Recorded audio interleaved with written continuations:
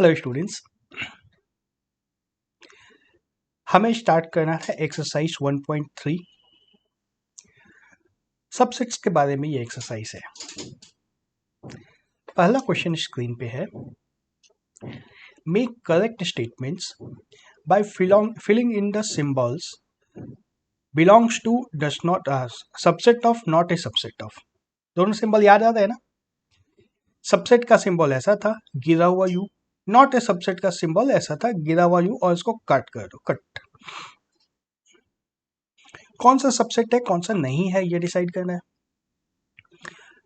Part 1 को देखो, 2 right side में है, 3 है, 4 ये भी है।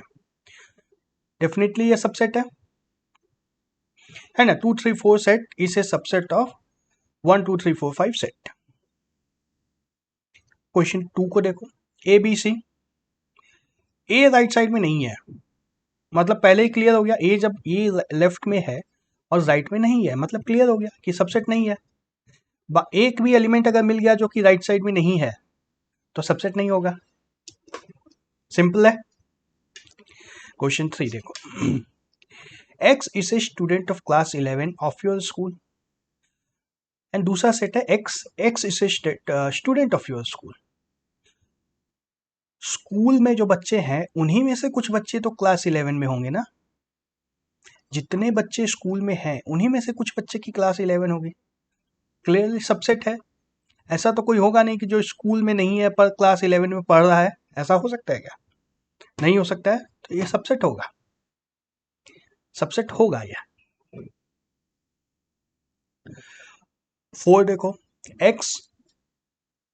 X is a set such that X is a circle in the plane, और दूसरा X is a set such that X is a circle in the same plane with radius 1 unit।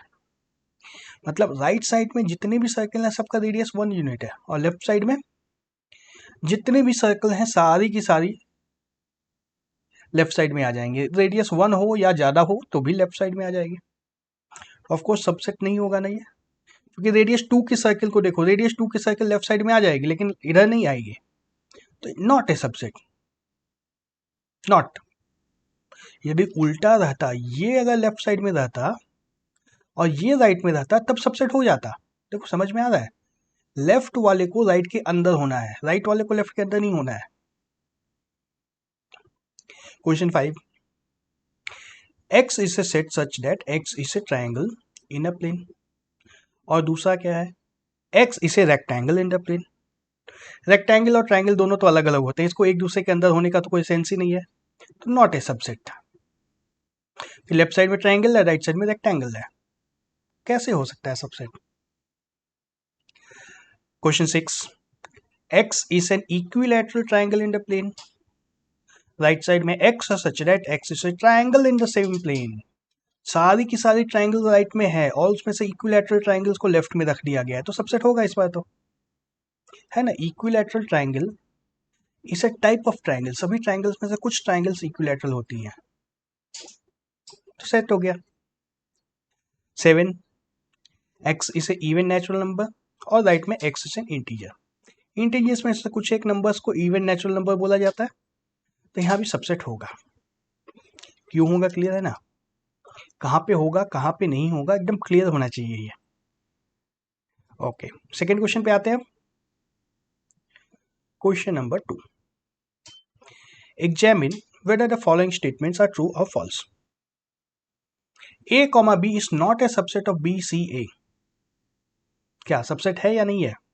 Question में तो दिया नहीं है, true है या false है बताना है। अब क्या लग रहा है? ए राइट में है, ये रहा, लास्ट में है तो क्या हुआ है, तो बी भी राइट में है, फर्स्ट में है लेकिन है, तो ये तो सबसेट होगा ना। स्टेटमेंट फॉल्स है, फॉल्स, ये तो सबसेट है।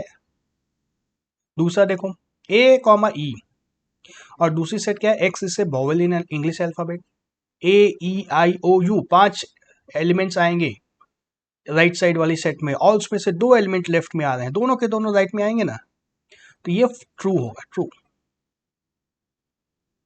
तीसरा देखो, 1 2 3 1 3 5, देखो 2 यहाँ पे है और इधर नहीं है, ये सबसेट तो नहीं हो सकता है, false. A is a subset of ABC set, of course A इसमें है तो ये ट्रू। पांचवा देखो, A set belongs to A B C set, तो ए तो राइट इसके अंदर है, लेकिन ये तो ए सेट की बात कर रहे हैं यहाँ पे हम लोग। ए जब इस तरह से लिख दिया, किसी एक एलिमेंट को जब इसके अंदर लिख दिया, तो ये तो एक पूरी पूरी सेट है, और इस सेट के और दूसरी सेट जो राइट साइड में इसके अंदर तो एलिमेंट्स है, मेंबर ए दोनों में कॉमन हो रहा है, लेकिन ये पूरी की पूरी सेट तो नहीं बिलोंग कर रही है ना दूसरे सेट में, ये फॉल्स है। नहीं समझ में आ रहा है? हम लोग लिखते हैं A belongs to A comma B comma C, ऐसा लिखते थे ना, जब ब्रैकेट नहीं लगाते थे कभी भी। और हमने जब पावर सेट की बात की थी, तब उसमें बात किया था हमने, सेट के अंदर बहुत सारी सेट्स हो सकती है, जैसे ए, एक और सेट ले लो बी, एक और सेट ले लो सी, है ना, इस तरह से पावर सेट बना रहे थे। तो जब ये पावर सेट होगा तब इसके अंदर ए बिलोंग करेगा, जब ये पावर सेट होगा तब ए इसके अंदर बिलोंग करेगा, लेकिन अभी पावर सेट तो राइट साइड में है नहीं, राइट साइड में सेट के अंदर सेट्स तो है नहीं, सेट के अंदर सिर्फ मेंबर्स हैं, तो ये बिलोंग्स टू यहाँ नहीं लगेगा, सबसेट का सिंबल लगना था। ठीक है, क्वेश्चन 6 में आओ, x is a even natural number less than 6, is a subset of x is a natural number which divides 36। क्या क्या नेचुरल नंबर आएंगे राइट साइड में, पहले क्या क्या आएंगे इसको निकाल दिया जाए। 1 आएगा, 2 आएगा, 3 आएगा, 4 आएगा, 5 नहीं आएगा, 6 आएगा, 7 नहीं आएगा, 8 नहीं आएगा, 9 आएगा, 10 नहीं आएगा, 11 नहीं आएगा, 12 आएगा, 13, 14, 15, 16 नहीं आएगा, 17 नहीं आएगा, 18 आएगा, और फिर 36 आएगा। राइट साइड में इतने सारे एलिमेंट्स है, और लेफ्ट वाली सेट में क्या है, even natural number less than 6, यानी कि 2,4। 2,4 इधर आ रहा है ना, ये रहा 2, ये रहा 4, सब सेट है ट्रू। ठीक है, डाउट हो एकदम, जैसे डाउट सॉल्व हो उस प्रोसेस में घुस जाना है, शॉर्टकट मारने की कोशिश नहीं करनी है। आते हैं क्वेश्चन नंबर 3 के ऊपर। Let A is equal to, अब देखो ए सेट के अंदर क्या क्या है, एक मेंबर 1 है, एक मेंबर 2 है, और एक सेट है 3,4, ये एक पूरा एक सेट इसके अंदर है, और ये एक मेंबर 5 है। देखो ऐसी सेट हमने पहले नहीं देखी थी। देखो पहले इसको क्लियर कर लो, ए के अंदर क्या क्या बिलोंग करता है, ए के अंदर बिलोंग करता है 1, एक एलिमेंट 1 है जो सेट ए में है, एलिमेंट 2 है जो सेट ए में है, एक सेट है 3,4 जो कि ए में है, 3 नहीं है, 3 डज नॉट बिलोंग टू ए, ए में 3 एक मेंबर नहीं है, ए में 4 मेंबर नहीं है, ए में सेट 3,4 है, 5 बिलोंग्स टू ए। देख लो ए के अंदर 4 मेंबर्स है, 1 2 3 4। बात समझ में आ रही है? बात समझ में आ रही है ना? तो 3, which of the following statements are incorrect and why? तो 3,4 is a subset of A, नहीं होगा, नहीं होगा, क्योंकि ए के अंदर 3 और 4 एलिमेंट्स है ही नहीं। ए के अंदर एक सेट 3,4 पूरी की पूरी सेट ए में बिलोंग करती है, ये लिखा है हमने, बिलोंग्स टू होना था, तो ये फॉल्स है, रॉन्ग स्टेटमेंट है। 2 को देखो, 3,4 बिलोंग्स टू ए, ये ट्रू है, 3,4 पूरा सेट ऐसे एंटिटी, 3,4 पूरी की सेट की एंटिटी उसमें बिलोंग करती है। समझ में आ रही है बात? इसको जब सेट में रख दिया है यहाँ पे इस तरीके से, मतलब 3 और 4 को अलग अलग नहीं बुला सकते, अब हम ए के अंदर 3,4 को इकट्ठा ही बुलाना होगा, बंडल बांध करके रख दिया गया है, और बंडल खोलना अलाउड नहीं है ना। ये एक्स्ट्रा ब्रैकेट जो लगी है यहाँ पे, इस एक्स्ट्रा ब्रैकेट का मतलब है कि इन दोनों को एक बंडल में रख दिया है, 3,4 को, इस बंडल को हम लोग खोल नहीं सकते हैं, तो सबसेट नहीं हो सकता है ये, कि यह बंडल खुल गया, अब यहाँ पे इस तरह से लिखा है, ये बंडल खुल चुका है, और यहाँ पे जब इस तरह से लिखा है तब ये एक एलिमेंट है, पूरा का पूरा ये बंडल की बात कर रहे हैं। अब ये देखो, ये बंडल खुल गया, ये ट्रू है, अब समझ में आ रहा है? कंफ्यूजिंग क्वेश्चन है, देखो दिमाग में धीरे धीरे सेट करो, 3,4 सेट है ना। ये 3,4 जो सेट है इसका एक अलग नाम दे दो, मान लेते हैं ए मान लो, A is equal to set of 3,4। ठीक है, अब हमारा जो कैपिटल ए सेट है इसके अंदर क्या क्या है, 1 है, 2 है, ए है। ए एक अलग तरह की चीज है ना। 1, 2 और 5 तो नंबर्स हैं, और ए एक अलग तरह की चीज है जो इस सेट के अंदर है। अलग अलग तरह की चीज सेट के अंदर हो सकती है। पहला पार्ट देखो, ये वाला 3,4 दो एलिमेंट्स का सेट अगर बनाते हैं तो क्या वो ए के अंदर है? नहीं है, नहीं है, क्योंकि ये जो सेट है इसके अंदर दो एलिमेंट की बात कर रहे हैं हम लोग। दो अलग अलग एलिमेंट्स, एक सेट इस तरह से बनना चाहिए, लेकिन ये ए तो पूरा का पूरा एक मेंबर है। यहाँ पे ए पूरा का पूरा एक मेंबर है, तो हम लोग ए बिलोंग्स टू ए लिख सकते हैं। ए सबसेट ऑफ ए नहीं लिख सकते हैं, नहीं लिख सकते हैं, है ना। तो ये फॉल्स है, सबसेट में फॉल्स होगा, बिलोंग्स टू में ट्रू होगा। अब ये देखो, एक सेट जिसमें एक सेट ही है, ये इस तरह की सेट की बात कर रहे हैं हम लोग। ए ये सबसेट तो हो गया है ए का ना। 3,4 को स्मॉल ए एक कोई वेरिएबल से रिप्रेजेंट करो तब ये समझ में अच्छे से आएगा। तो ये ट्रू होगा। 1 बिलोंग्स टू ए, ये भी ट्रू है, ये तो सिंपल था। 1 is a subset of A, नहीं ये तो गलत है, फॉल्स। लेफ्ट साइड में तो सेट है ही नहीं, लेफ्ट साइड में सेट कहाँ है? लेफ्ट साइड में तो सेट है नहीं, तो सबसेट कैसे हो सकता है? 1, 2, 5 इज ए सबसेट ऑफ ए, हाँ ये ट्रू है। 1, 2 और 5 तीनों एलिमेंट्स की जो सेट है इसके हर एक एलिमेंट उसमें बिलोंग करते हैं। 1, 2, 5 बिलोंग्स टू ए, ये गलत है, फॉल्स, क्योंकि ये सेट दूसरे सेट में बिलोंग नहीं कर सकती है। ये एक सेट पूरी की पूरी जो सेट है ये पूरी की पूरी सेट दूसरे में बिलोंग नहीं कर सकती है, जैसा कि हमने यहाँ पे बात किया था कि बिलोंग कर सकता है। 1, 2, 3 ये सबसेट भी नहीं है, फॉल्स, क्योंकि 3 जो नंबर है ये इस सेट का एलिमेंट नहीं है। ये देखो यहाँ पे सेट को, इसमें 3 है कहीं? 3 नहीं है इसमें, तो 3 कहाँ से आएगा इसके अंदर? ये फॉल्स है। 5 is a subset of belongs to A, false है ये भी। एम्प्टी सेट है, ये सेट है, तो empty set is a subset of A हमने पढ़ा था, is a subset of every set, belongs to every set नहीं होता है। हाँ सबसेट, ये ट्रू है, हमेशा ट्रू होता है ये। और ये फॉल्स हो जाएगा क्योंकि इस सेट के अंदर एक और सेट है ना, इस सेट के अंदर एक और सेट है जो अपने आप में एक सेट है, यह फॉल्स है।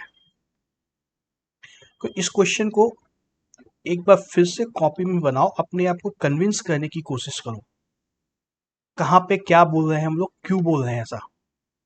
जहाँ डाउट आता है मुझे कमेंट करो, मैं हेल्प करूंगा। कि ये बहुत कॉन्सेप्चुअल क्वेश्चन है, बहुत अच्छा क्वेश्चन है ये, सारे कॉन्सेप्ट्स क्लियर हो जाएंगे इस क्वेश्चन में। सबसेट का, पावर सेट का, बिलोंग्स टू का, डज नॉट बिलोंग टू का, सब कुछ इसमें है। इसको फिर से एक बार देखना। क्वेश्चन 4 देखते हैं अभी हम लोग। Write down all the subsets of the following sets. A की दो सबसेट हो सकती है, एक एम्प्टी सेट और एक ए पूरी की पूरी सेट, यही होता था ना। इसकी दो सबसेट हो सकती है, एक तो एम्प्टी सेट, दो नहीं तीन हो जाएंगी, एक में ए होगा, एक में बी होगा, अच्छा एक और हो सकता है ना एक में ए कॉमा बी होगा। इसमें कितनी होंगी? इसमें तो बहुत सारी हो सकती हैं। एक एम्प्टी सेट होगा, एक में 1 होगा, एक में 2 होगा, एक में 3 होगा, एक में 1,2 होगा, एक में 1,3 होगा, 2,3 होगा और 1, 2,3। इतनी सारी सबसेट्स होंगी इसमें। और 5 की सबसेट क्या होगी? सिर्फ और सिर्फ 5, और कुछ नहीं हो सकता है। How many elements P A has P A if A is equal to 5? 5 zero है तो एलिमेंट्स इसमें कितने होंगे? 0। एम्प्टी सेट के एलिमेंट्स 0 होते हैं। Question 6, write the following as intervals. अब देखो यहाँ पे x such that x belongs to real numbers, -4 is less than 6 is less than equal to 6, क्या होगा? -4 की तरफ से ओपन इंटरवल है, -4 ओपन, राउंड ब्रैकेट मतलब ओपन, 6 की तरफ से क्लोज इंटरवल है मतलब क्लोज्ड। ठीक है, बहुत सिंपल है। तो -4 से लेके 6 तक -4 को इंक्लूड नहीं करना है, 6 को इंक्लूड करना है। दूसरा देखो -12 से लेके 12 तक, सबसे पहले तो लिख दो पहले दोनों नंबर्स, -12 से -10 तक लेना है। -12 को इंक्लूड नहीं करना है, ओपन, 10 को इंक्लूड नहीं करना है, ओपन, दोनों तरफ से ओपन है। तीसरा देखो 0 से लेके 7, 0 से लेके 7, 7 को इंक्लूड नहीं करना है, ओपन, 0 को इंक्लूड करना है, क्लोज। चौथा देखो 3 से लेके 4 तक, 3 को भी इंक्लूड करना है और 4 को भी इंक्लूड करना है, दोनों साइड से क्लोज कर दो। सिंपल था ये तो, बहुत ही सिंपल था। क्वेश्चन 7 पे आते हैं। Write the following intervals in set builder form. क्या लिखते हैं? -3 is less than x is less than 0, है ना। ये लिख देना तुम x such that x belongs to r comma, ये सब में ये लिखना है, मैं तुम्हारा ये चीज लिख देता हूँ, ये तो सब में कॉमन आएगा। इसमें क्या आएगा? 6 को इंक्लूड करना है, लेस देन या इक्वल टू, x को लेना ही है, और ये 12 में भी इक्वल टू है। यहाँ पे 6 में इक्वल टू नहीं है और 12 में इक्वल टू है, बस ये तो बहुत क्लियर है। यहाँ -23 में इक्वल टू होगा x और 5 में इक्वल टू नहीं होगा। राउंड ब्रैकेट मतलब इनको इक्वल टू नहीं लेना है, स्क्वायर ब्रैकेट मतलब इक्वल टू लेना है। What universal sets would you propose for each of the following? इस सेट ऑफ राइट ट्राइंगल्स, तो यूनिवर्सल सेट क्या ले सकते हैं? सेट ऑफ ऑल ट्राइंगल्स, यही कर सकते हैं ना। सेट ऑफ ऑल पॉलीगन्स भी बोल सकते हो, बोल सकते हैं। Set of all closed curves भी बोल सकते हैं, ऑल क्लोज्ड फिगर्स या कर्व्स। ठीक है, सबसे नजदीकी क्या है? Set of all triangles, triangles में से राइट ट्राइंगल को निकाल दो। दूसरा देखो set of all isosceles triangles, इसमें भी सेट ऑफ ऑल ट्राइंगल्स बोल सकते हैं, सेट ऑफ ऑल ट्राइंगल्स बोल सकते हैं ना। ओके, क्वेश्चन 9 ओ खत्म हो गया, एक्सरसाइज 1.3 खत्म हो गया। अब हमें अगले टॉपिक पे आना है, Venn diagram. Venn diagram, Venn diagram क्या है? इधर जो पिक्चर दिया हुआ है अजीब सा, अजीब सा तो नहीं है, कुछ फेमिलियर सा होगा, इसी पिक्चर को हम लोग वेन डायग्राम बोलते हैं। क्या होता है, आप आफ्टर ऑल है क्या? Venn diagram is a way of representing sets,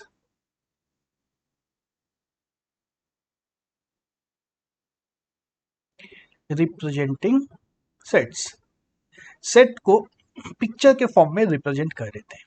अभी तक हमने जो भी था एलजेब्रा की तरह से काम कर रहे थे, अब इस वेन डायग्राम में सेम चीज को पिक्चर के रूप में प्रेजेंट कर देंगे। बहुत आसान हो जाता है पिक्चर के रूप में प्रेजेंट करना। हम लोग क्या करते हैं वेन डायग्राम में, एक पहले यूनिवर्सल सेट बनाते हैं। यूनिवर्सल सेट को हम लोग पूरा स्क्वायर ब्रैकेट के स्क्वायर ब्रैकेट यूनिवर्सल सेट को डिस्क्राइब करते हैं। जनरली ऐसा ही टेक्स्ट बुक में किया जाता है, ये कोई जरूरी नहीं है कि सर्किल नहीं बनाया है, स्क्वायर क्यों बनाया है, इस तरह के क्वेश्चन नहीं कर सकते हो। टेक्स्ट बुक में स्क्वायर को यूनिवर्सल सेट माना जाता है। टेक्स्ट बुक के हिसाब से चलना है तो स्क्वायर बनाना ही होगा यूनिवर्सल सेट के लिए, और उसके अंदर जितनी भी सेट्स हैं उसको सर्कल या किसी दूसरे शेप से रिप्रेजेंट किया जाता है। जनरली सेट्स को सर्कल से रिप्रेजेंट करते हैं। ठीक है, ये यूनिवर्सल सेट जो है स्क्वायर के फॉर्म में इस तरह से होती है, और सेट उसके अंदर जितने भी होते हैं सर्कल बनाते हैं उसके लिए हम लोग। तो ये देखो रेक्टेंगल का नाम लिखा गया यू, यहाँ पे रेक्टेंगल का नाम रखा गया है यू, है ना। यू, हमने बात की थी कि यू यूनिवर्सल सेट को यू भी बोलते हैं, और उसके अंदर एक सर्कल है, एक सर्कल है, तो ये सेट है ए, है ना। तो हमारे पहले डायग्राम में क्या है, यूनिवर्सल सेट यू है और सेट ए है। यूनिवर्सल सेट के अंदर कितने एलिमेंट्स हैं?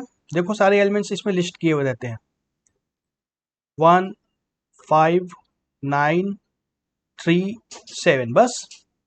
नहीं, ए भी तो यू के अंदर है ना, ये ए भी यू के अंदर है, तो ए के अंदर जितने एलिमेंट्स हैं वो भी तो इस सेट के अंदर आएंगे। 2 4 6 8 10, ये सब कुछ यूनिवर्सल सेट के अंदर है। और ए के अंदर क्या क्या है? 2 4 6 8 और 10, ये चीजें ए के अंदर है। ठीक है, तो देखो दिख रहा है universal set, A is a subset of universal set, ऐसा होता भी है। डायग्राम में भी देख लो, ए जो है यूनिवर्सल सेट के अंदर है, सब सेट है, यूनिवर्सल सेट का एक सब सेट है ए। ठीक है, अब बोलोगे 1 यहाँ क्यों है, 2 यहाँ क्यों है, इसका कोई लॉजिक नहीं होता है। 1 यहाँ क्यों है, कोई लॉजिक नहीं है। 1 को सिर्फ और सिर्फ इसके सेट के अंदर रखना है या बाहर रखना है, ये डिसाइड करना है। यूनिवर्सल सेट के तो बाहर कुछ रख नहीं सकते हैं, क्योंकि वो यूनिवर्स है, हमारा पूरा यूनिवर्स ही है, इसके बाहर कुछ नहीं जा सकता है। अब इसके अंदर जो भी एलिमेंट्स जाएंगे उसमें हमें एक ही चीज कंसिडर करना है, वो इस सेट ए के अंदर जाएगा या बाहर जाएगा। उसके बाद अंदर कहीं लिखो कोई फर्क नहीं पड़ता है, जिसको बाहर रखना है उसको बाहर कहीं भी लिखो, कोई फर्क नहीं पड़ता है। इस तरह से एक हमारा ये वेन डायग्राम बन जाता है। क्या फायदा हुआ? फायदा ये हुआ कि अभी जो हम लोग इतनी सारी बातें किए थे ना, अभी तक जो कुछ भी हम लोग सीखे हैं, यूनियन, इंटरसेक्शन, पावर सेट, ये वो जो कुछ भी सीखे हैं, सब कुछ वेन डायग्राम में डायग्राम की मदद से देख सकते हैं, जो बहुत साफ सुथरा दिखेगा। जैसे फॉर एग्जाम्पल यहीं पे जो लिखा है हमने, एक सेट हमारे पास u है, फिर से मैं लिखता हूँ थोड़ा साफ साफ। एक सेट हमारे पास u है, u में 1 से लेके 10 तक सारे इंटीजर्स हैं, 3 4 5 6 7 8 9 और 10, इतनी चीजें u में हमारे पास। देखो पहले डायग्राम की बात कर रहे हैं, दूसरे पे हम लोग बाद में आएंगे अभी। और a के अंदर क्या है, सारे इवन इंटीजर्स हैं, 2 4 6 8 10।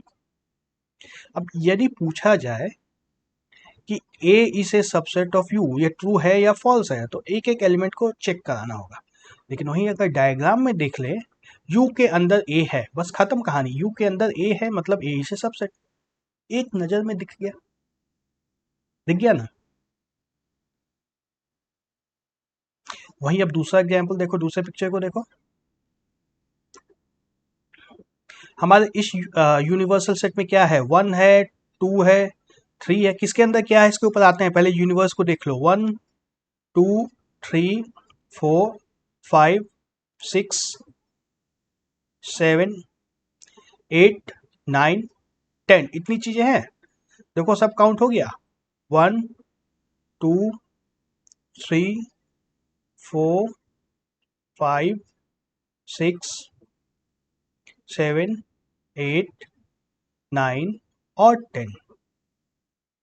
तो हमारा u तो सेम है, u is equal to 1 2 3 4 5 6 7 8 9 10, same universal set है। इसके अंदर a की अगर बात करें तो क्या है, क्लीन कर दो डायग्राम को एक बार फिर से। सेट a के अंदर क्या है, देखो सेम चीजें हैं, 2 4 6 8 और 10, सारे इवन नंबर सेट ए के अंदर हैं।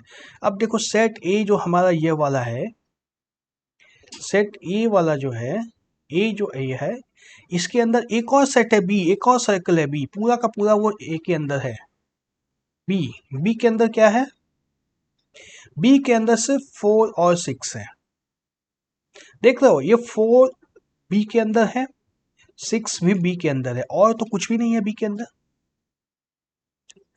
ठीक है ना, ये 2 8 और 10 ये दोनों ए के अंदर हैं, लेकिन बी के अंदर नहीं है। तो अब डायग्राम में यदि देखें हम लोग, तो एकदम एक ही बार में क्लियर हो जाता है ना, B is a subset of A is a subset of U. एक नजर में दिख रहा है इतना कुछ, तो एकदम एक नजर में दिख रहा है ना। अब इसके ऊपर अगर कुछ भी क्वेश्चन किया जाए, ए में कितने एलिमेंट्स हैं, बी में कितने एलिमेंट्स हैं, ए में कितने एलिमेंट्स हैं जो बी में नहीं है, बी में कितने एलिमेंट्स हैं जो ए में नहीं है, यूनिवर्सल सेट में कितने एलिमेंट्स हैं, डायग्राम में देख के सब कुछ बहुत आसान हो जाता है। इस तरह के डायग्राम को बोलते हैं हम लोग वेन डायग्राम। वेन डायग्राम तो वेन डायग्राम में हम लोग यूनियन और इंटरसेक्शन भी बता सकते हैं। अच्छा, ऑपरेशन बाद में देखते हैं।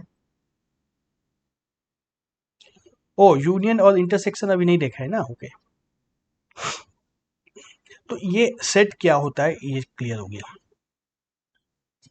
वेन डायग्राम में कैसे सेट को रिप्रेजेंट करते हैं यह भी देख लिया हमने।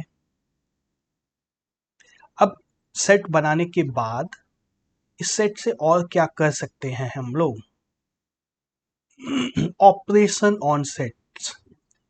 जैसे हम लोग स्टार्टिंग में क्या करते थे, पहले नंबर सीखते हैं, natural numbers, even number, odd number, फिर एडिशन सब्ट्रैक्शन सीखते थे, फिर मल्टीप्लिकेशन सीखा, फिर डिवीजन सीखा, और फिर बहुत सारी चीजें सीखते चली गए। ठीक उसी तरीके से सेट क्या होता है हमने सीख लिया। अब सेट के ऊपर ऑपरेशन करना है।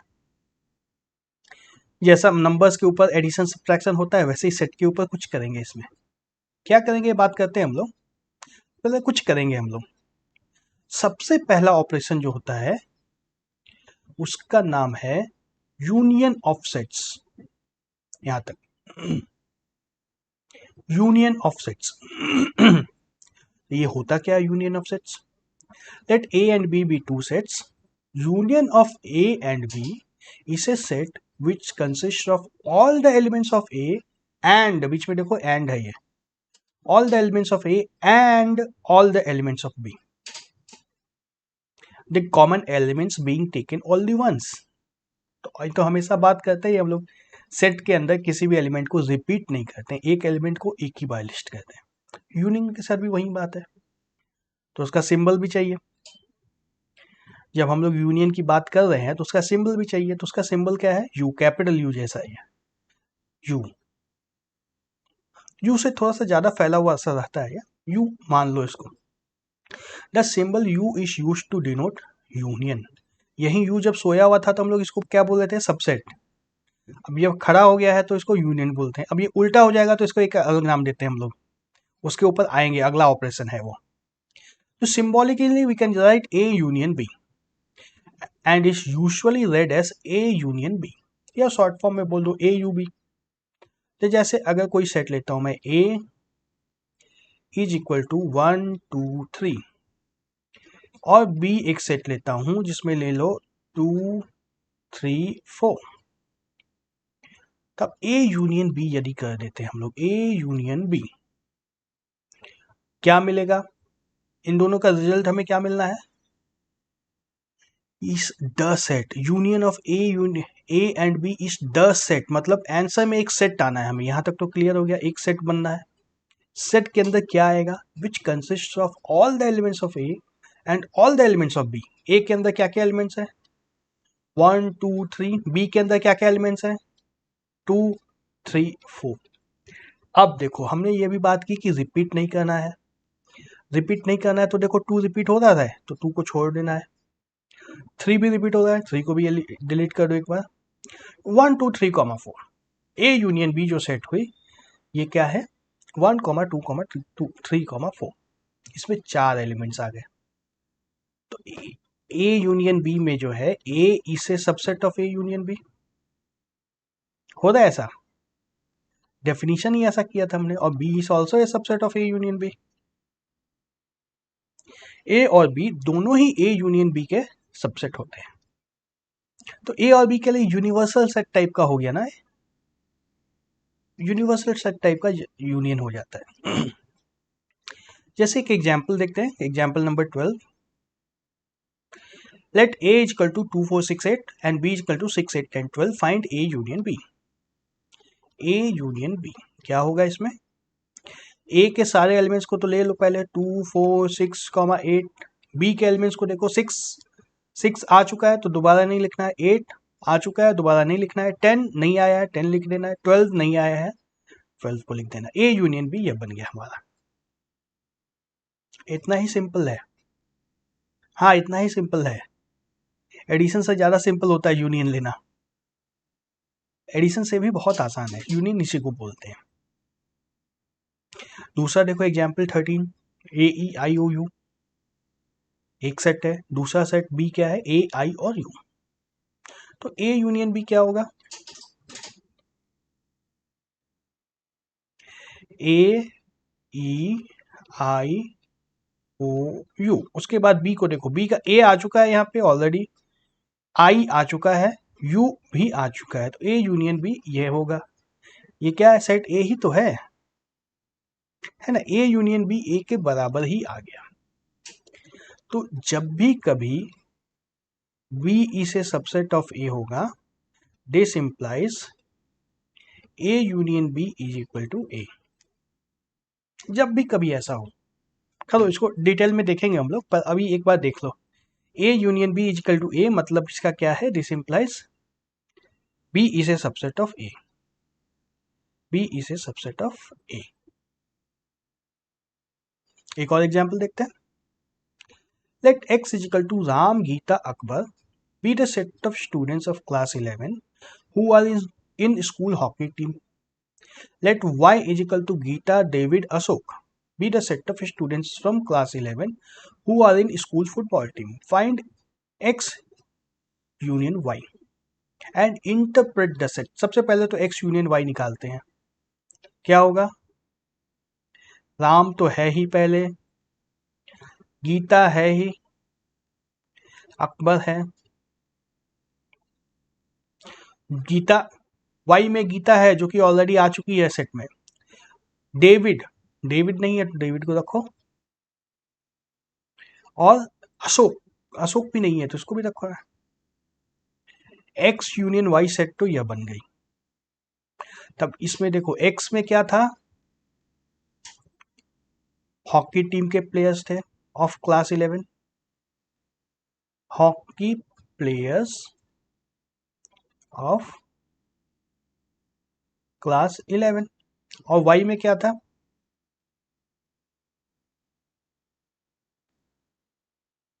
Football players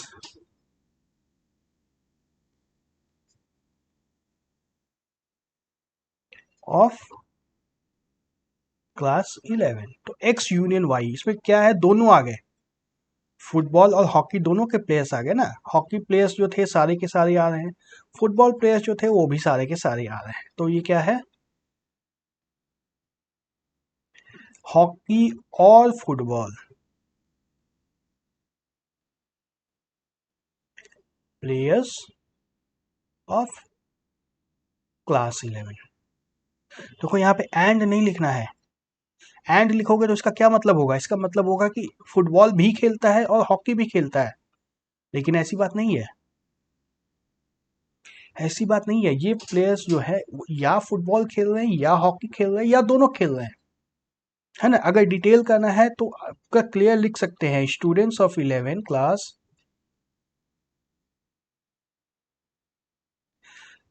11 who play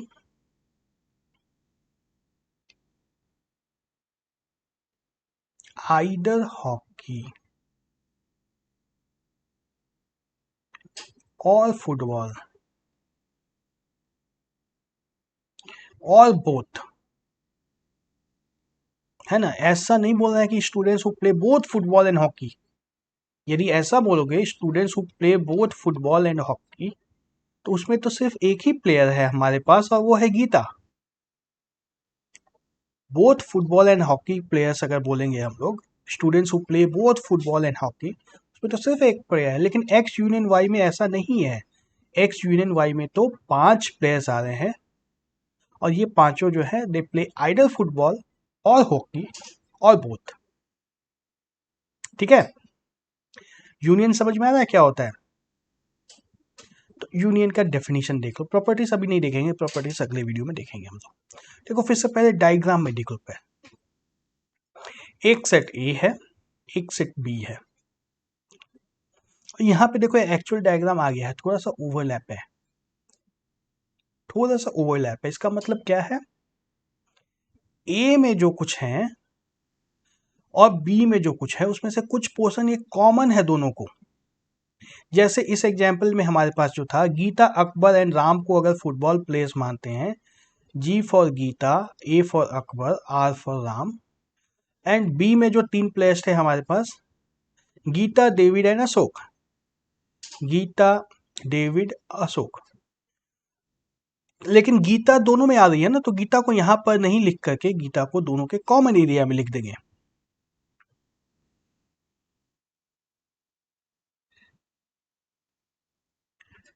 Gita को यहां पर लिख देते हैं ताकि गीता बी के अंदर भी आ रही है, गीता ए के अंदर भी आ रही है। हम लोग बोल सकते हैं ए फुटबॉल है, बी हॉकी है। तो यूनियन इस तरह से वेन डायग्राम में इस तरह से दिखाते हैं। ए के अंदर जो है और बी के अंदर जो है और पूरी की पूरी सेट को इस तरह से ले लेंगे, तब इसको हम लोग यूनियन बोलते हैं। यह पूरा सेट। ओके। तो क्या है, union of two sets A and B is a set C which consists of all the elements which are either in A or in B including those who are in both। ऐसा नहीं है कि जो दोनों में उसको छोड़ देना है। 3 ऑप्शन होते हैं ना हम लोग के पास, सिर्फ बोलो कि जो A में है और B में है दोनों कॉमन वाले को हटा दो, ऐसा भी बोल सकते हैं, लेकिन ऐसा नहीं कर रहे यूनियन में हम लोग, वो आगे देखेंगे हम लोग। तो इस सेट को हम लोग बोलते हैं union of A and B। Either in A, इसको ध्यान में देना, आइडर इन ए और in B including those who are in both. ठीक है, या मैंने पहले लिखा था आइडर इन ए और इन बी और इन बोथ। तो इसको सिंबल्स में अगर लिखेंगे तो A union B is a set of x such that x belongs to A और x belongs to B। दोनों में से कोई भी ट्रू, और मतलब दोनों में से कोई भी एक ट्रू हो तो हमारा काम हो गया। अब दोनों एक साथ ट्रू हो जाए तो भी हमारा काम हो जाएगा, दोनों एक साथ ट्रू हो जाए तो भी हमारा काम हो जाएगा। ये होता है यूनियन ऑफ सेट्स। यूनियन के थोड़े से प्रॉपर्टीज होते हैं, some properties of union operation. इन प्रॉपर्टीज को डिटेल में हम लोग अगले वीडियो में देखेंगे। ऐसे सिंपल देखो, एक नजर देख लो, A union B is equal to B union A. लगता ही है, देखने से भी ऐसा ही लग रहा है। 3 अगर हो जाए, A union B union C is equal to A union B union C, है ना। डायग्राम बना के भी इसको चेक करेंगे हम लोग। और A union 5 is equal to A होना ही चाहिए, है ना। ए में कुछ और ऐड नहीं करना है तो ए बचा रहेगा। ए में अपने आप को ऐड करना है तो पूरा का पूरा सेट रिपीट हो जाएगा, और रिपीटिशन को सबको हटा देना है तो ए बचा रह जाएगा। ए में एक सबसेट यू का सबसेट है ए, तो यू और ए का यूनियन लेंगे तो पूरा का पूरा यू बचा रह जाएगा, है ना। देखो डायग्राम में देखो, ए यूनियन बी, पहले ए का यूनियन बी के साथ करें या बी का यूनियन ए के साथ करें, बात तो दोनों एक ही होनी चाहिए ना। डायग्राम में तो कोई फर्क नहीं पड़ने वाला है। वहीं अगर एक और सी भी रहता है यहाँ पे, एक और सी भी अगर यहाँ पे इस तरह से रहता है, तो कहाँ से किसका यूनियन लेंगे, फाइनली तो सेम आना चाहिए, सेम एरिया कवर्ड होगा। दूसरा सेट प्रॉपर्टी ये हो गया। तीसरा ए union 5, A union empty set, कोई भी एम्प्टी सेट ले लो कहीं भी, तो ए ही बचा रहेगा, एम्प्टी सेट में तो कुछ है ही नहीं। ए यूनियन ए का अपने आप से यूनियन लेंगे, मतलब यही पूरा एरिया लेना है, ये पूरा एरिया लेना है, हो गया ये भी। और you union A, you union ए, तो मतलब यू के अंदर का पूरा एरिया ले लेना है, ये पूरा area. U union A is equal to U, इस पूरे एरिया का नाम हमने यू रखा था। ओके, इस वीडियो को यहीं पे स्टॉप करते हैं। अगले वीडियो में एक बार प्रॉपर्टीज को फिर से देखेंगे, सारे नाम हमें जानने हैं अच्छे से। ओके, तब तक के लिए बाय बाय।